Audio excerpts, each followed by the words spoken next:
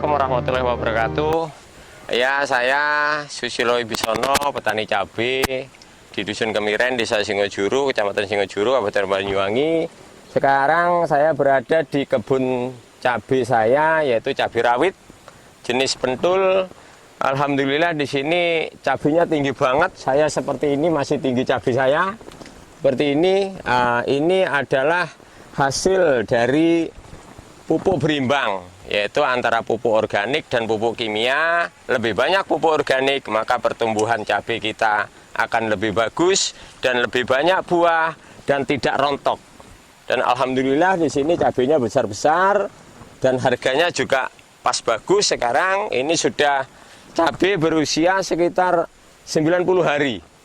Sudah panen 3 kali. Panen 3 kali, kemarin panen yang ketiga masih dapat 65 kg. Kemarin harganya kebetulan kemarin 42.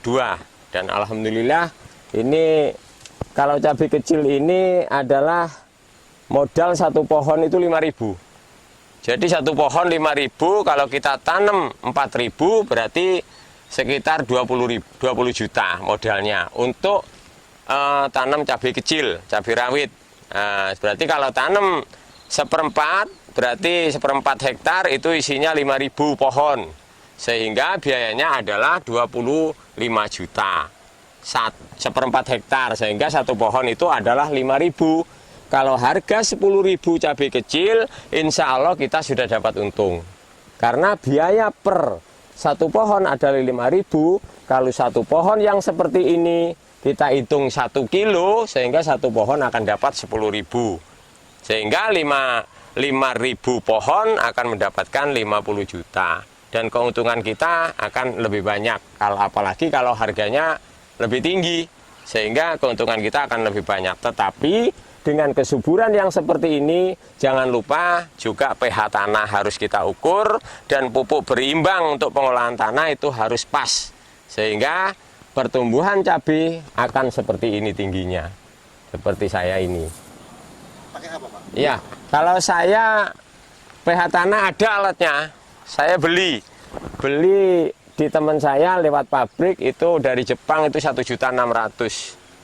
1.600.000 itu tidak memakai baterai, memakai gravitasi bumi. Jadi alat itu selama pun mungkin rusaknya jarang karena pakai gravitasi bumi.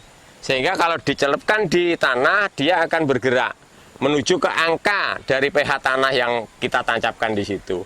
Kalau bergerak di 6,5 berarti pH tanah tidak usah dinaikkan. Sehingga pH tanah akan pas untuk ditanami dengan tanaman cabai. Kemudian untuk mengukur suhu air, kelembapan air di situ juga ada pakai pH itu. Tetapi mahal belinya, itu produksi Jepang. Kalau di sini banyak, harga 175 ada, harga 200 ada, tetapi itu kurang bagus untuk pengukuran pH tanah. Kurang akurat. Kurang efektif, kurang akurat. Tetapi kalau yang pakai pH tanah yang saya beli itu dari Jepang itu insya Allah akurat. Prospek untuk hasil itu sama, tergantung dari harga dan baik jeleknya tanaman kita. Kalau tanaman kita baik, harganya mahal, berarti untung kita akan lebih besar. Tanaman baik, harga murah, ya berarti untung kita atau kita rugi sedikit atau untung sedikit. Tetapi kalau tanaman kalau sudah jelek, harga mahal pun juga tidak akan untung. Yang penting tanaman kita itu bagus dulu, seperti ini. Ini saya kira tanaman ini alhamdulillah 90%. Ini masih 90% bagusnya. Belum 100%. Tapi saya kira kalau 100% itu pemenang yang maha kuasa itu. Jadi saya berusaha seperti ini. Ini tanaman satu jaraknya 30, tanaman di tengah. Dulu saya tanami timun di tepinya. Timun panen, cabainya tinggi, saruma cabainya seperti ini. Dan timunnya juga untung begitu loh. Apalagi timunnya kalau harga mahal. Dulu ini timunnya dapat 5 juta. 5 juta, nanti biaya produksinya berapa, dapat keuntungan sekian persen gitu. Jadi untuk membantu tanaman cabai. Seumpama timunnya harganya di atas 100, mungkin cabainya tidak perlu biaya. Jadi yang biayai timun itu tumpang sarinya begitu. Lombok kecil itu kalau kita tanam, kalau bagus tidak ada hama dan penyakit dan mulus itu bisa 1 tahun sampai 2 tahun. Tidak mati. Yang penting pohonnya tidak mati, kok akan berbuah terus. cabai kecil itu. Lain dengan cabai besar. Cabai besar itu 6 bulan habis, kalau pohonnya masih kuat bisa buah kedua. Buah kedua itu biasanya biayanya perumatannya lebih banyak. Jadi nanti biasanya cabai besar itu 1 kali ontrakan 6 bulan itu sudah habis.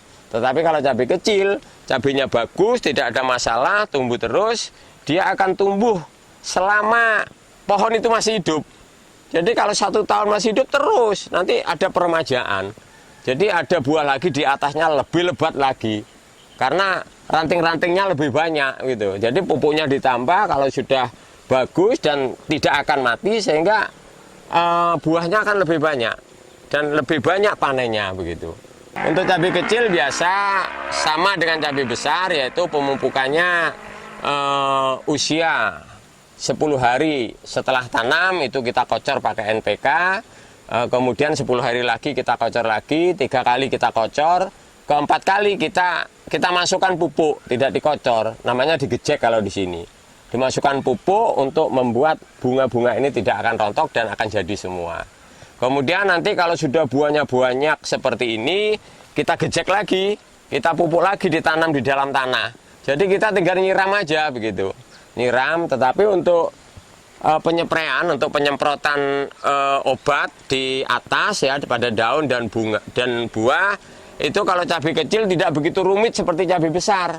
Kalau cabai besar itu 4 hari sekali, tetapi kalau cabai kecil ini 1 minggu sekali pengobatannya, sehingga biayanya lebih ringan. Kalau lombok besar itu biayanya lebih besar karena penyemprotan tiap 4 hari sekali, tetapi kalau cabai kecil ini cuma 1 minggu sekali penyemprotannya. Makanya biayanya 1 pohon ini 5.000, tetapi kalau cabai besar bisa sampai 8.000, bisa 10.000 1 pohon. Untuk cabai itu paling rentan itu biasanya pada masa-masa panen.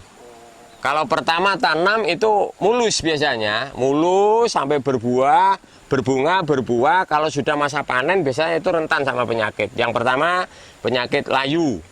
Layu tahu-tahu mati, pohonnya itu mati, merantak begitu ya, menular ke yang lain, mati semua begitu. Kemudian ada namanya penyakit cacar buah.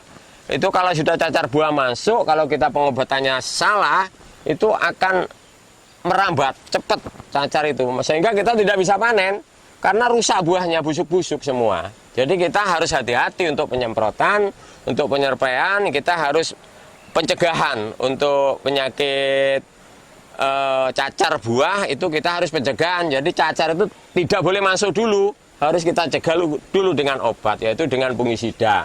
Itu bisa untuk mencegah penyakit cacar. Jadi kalau memang sudah masuk, maka cacar yang ada di pohon itu kita ambil semua.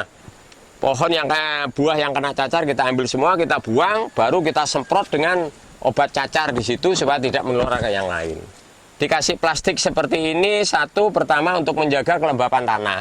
Jadi temperatur di dalam tanah itu akan tetap, tidak akan berubah. Yang kedua untuk menjaga gulma supaya tidak tumbuh di situ. Kalau ada gulma di situ maka tanaman kita ini akan terganggu.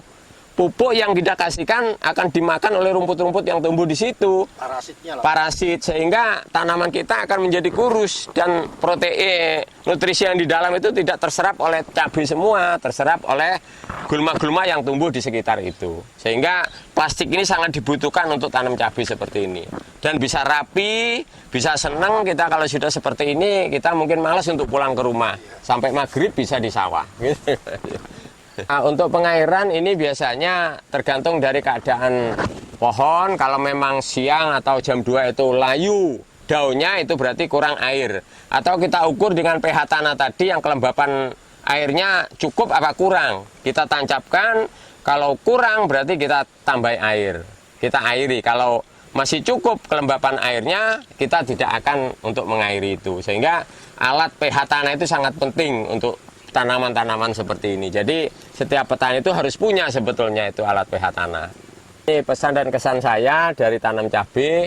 Ini tanaman saya usia sekitar 90 hari seperti ini tingginya, dan ini masih naik terus, Ini berkat dari kolaborasi antara pupuk organik dan pupuk kimia yang seimbang, sehingga tanaman kita ini akan bagus seperti ini. Adapun petani Banyuwangi yang ingin menanam cabai dan ingin seperti ini, mari datang ke rumah saya ajari bersama, kita belajar bersama, bukan saya ajari, kita belajar bersama agar supaya tanaman cabai kita bisa bagus yang seperti ini. Ya, teman-teman, ini cabai di lahan saya, ini cabai seperti ini berkat dukungan dari Anang Sumono, dari Cilegon, dari Jakarta. Atas dukungan beliau sehingga saya bisa tanam cabai seperti ini.